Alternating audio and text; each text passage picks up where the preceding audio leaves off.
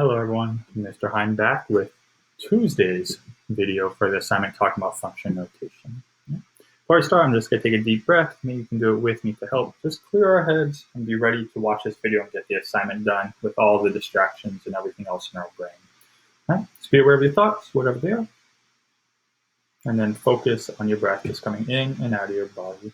Here we go. Breathe in and out. Listen to your breath in and out. And last time through the nose only, in and out. Good. So I'm here. Hopefully you feel a little bit better. So this video is on function notation. So the last one on is what is a function? This one is ways we work with functions, how we write it. Okay.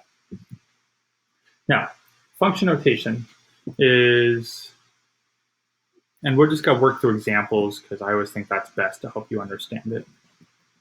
So let's say the problem says, let me look at what type of problems you're doing this week.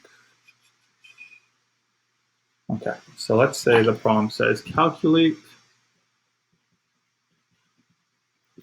f of x for x equals 3. Okay, and we'll do 3 here. All right, so the first one, we're going to write this, and I'll explain what this means in a second. The next one will look something, let's see if it's this one a little bit similar to your work. And this one will be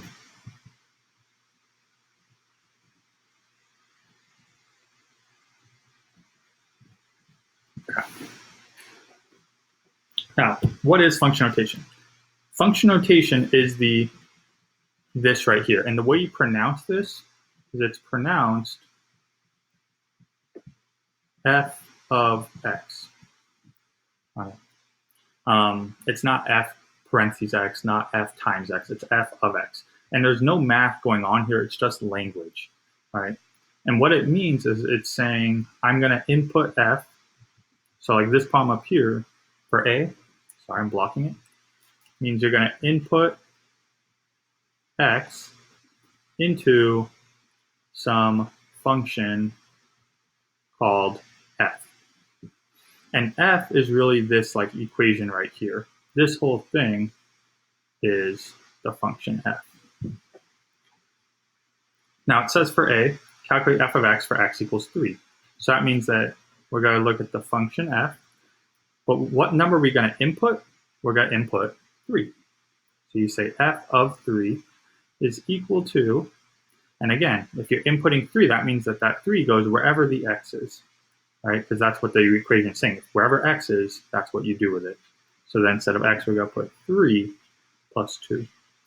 So again, what this is saying is I input 3 into f, all right? And if we do the math here, f of 3 is equal to 3 plus 2 is 5. And that's your final answer.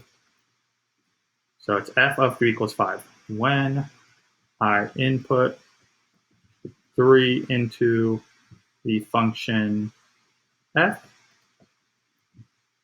we get 5 as an output. And that's what it's saying in English words if I was converted to English. But clearly you see how much like longer that is to write than if I just wrote math symbols. Okay. Now, it doesn't always have to be f. You can name it anything you wanted to, and I know the book usually names it for you. So this might be, say, g of x, which is just a different letter, and that's okay. All right? So we're going to plug 3 in. So it's going to be g of 3 is equal to, instead of x, we're going to plug in 3. Everything else stays the same. And now from here, there's nothing to solve over here, right? This is just saying, what's your output when 3 is input into g? That's really all it's saying, right? There's no math here. So you can just keep bringing this down. G of 3 equals, and then do more math on the right side. 3 squared, again, that means 3 times 3, and then minus 2. Bring that down. 3 times 3 is 9, minus 2, so your final answer here is g of 3 equals 7. And there's that one.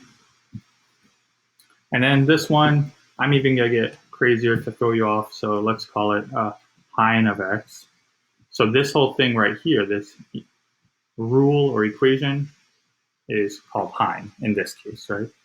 And we're going to plug 3 into it. So it's going to be hein of 3 is equal to square root of 16 plus 3.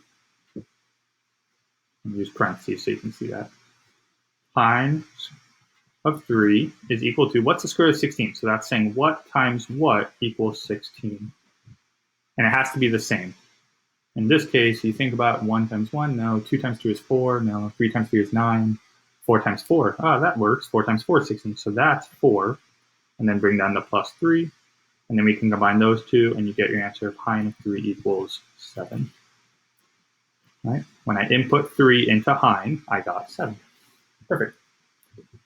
Now, there is one more type of problem you might see in this week's work, and I'm going to show you that down here. So example 2 is it's going to say if f of x is equal to 10, then what's it say in the problem? So let me make sure I do it similar so it doesn't throw you off.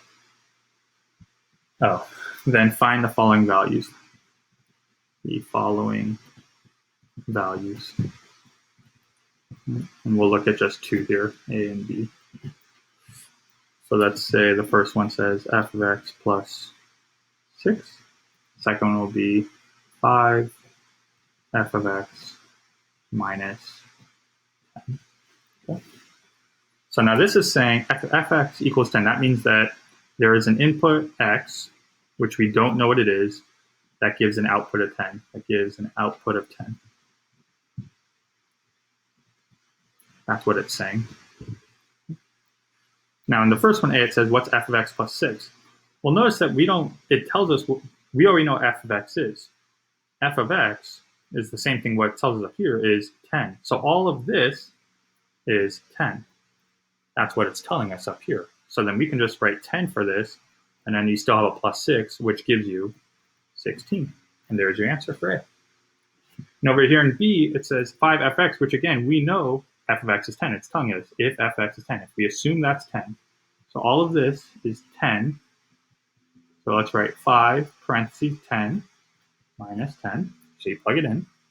5 times 10, remember when it's touching its multiplication, that's 50 minus 10, and you get 40. And there's your answer. So that's function notation. I hope that makes a little bit more sense. It might help if you, for a few problems, if you're not sure, think about what it's saying. Say it to yourself in your head, write it down if you need to, because it's something new. It's language, and language doesn't always just come naturally to us. We have to practice with it. Okay? So hope that helps. Good luck on that assignment.